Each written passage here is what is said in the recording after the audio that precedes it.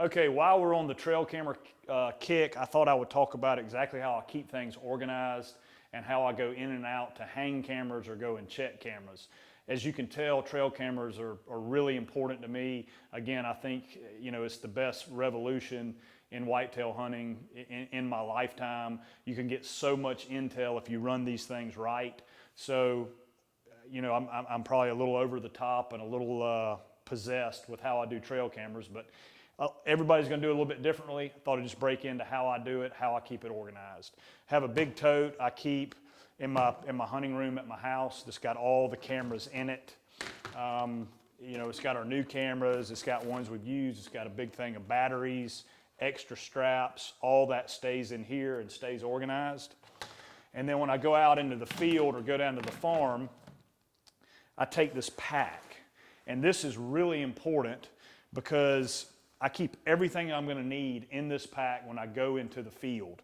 That way it keeps me, if a camera is broken, if it needs new batteries, new SD cards, anything like that, I've got it all right there with me, and it keeps me from having to go in and out on multiple trips, because the more scent you leave going in there, the worse it is. So I want to make one trip and make sure I don't make a mistake, and I'm ultra efficient with my time in the woods.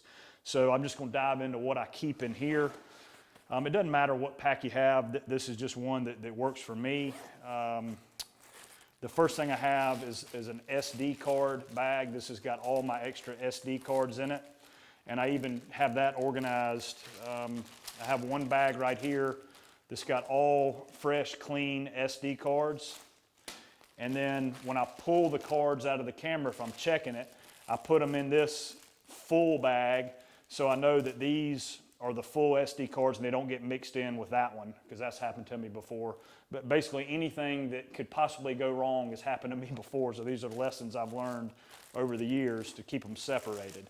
So SD cards stay in this top pouch.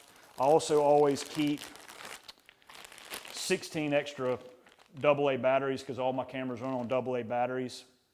That way, if I'm checking two cameras, I've got extra batteries for two cameras. I've always got 16 batteries with me. Another thing I keep in here are the instruction manuals for every kind of camera that we run. That way, if I get there's an error or something's not functioning or I need to change something, I've got the instruction manuals. They're not back in my truck or at home, and I don't have a clue what I'm doing.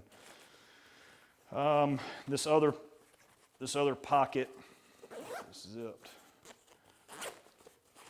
I've got antennas in here, extra antennas for text cameras in case one of those gets broken or something's wrong with the text component. We can fix those. And the internal part of it, what I keep down in here, I've got the actual two cameras that I'm going to put these out tomorrow, so I've already got this packed up. I've got the two cameras in there. I've got bug spray and tick spray, because it's July and the ticks and mosquitoes are horrible in the swamp right now, so I keep a thing of that in there. Extra straps. Let's see, what else we got in here? And I also keep a saw in there, a hand saw, because if you're going to hang a camera and you need to break limbs, having a saw so you can trim out what you need so you can get the good picture and you don't have the limb in front of you bouncing up and down. I always keep a saw in here. So with all this, I'm able to stay ultra organized and make one trip in, one trip out, and I've got everything right there. Again, maybe over the top, but it might be helpful for some of you guys, might share some value, how to keep these things organized and things you might want to keep in your trail camera pack. So that's going to kind of conclude our trail camera segment. We are going to try some text cams and get that out as well. So again, appreciate it, guys. Thanks a lot. Hope this helps you out.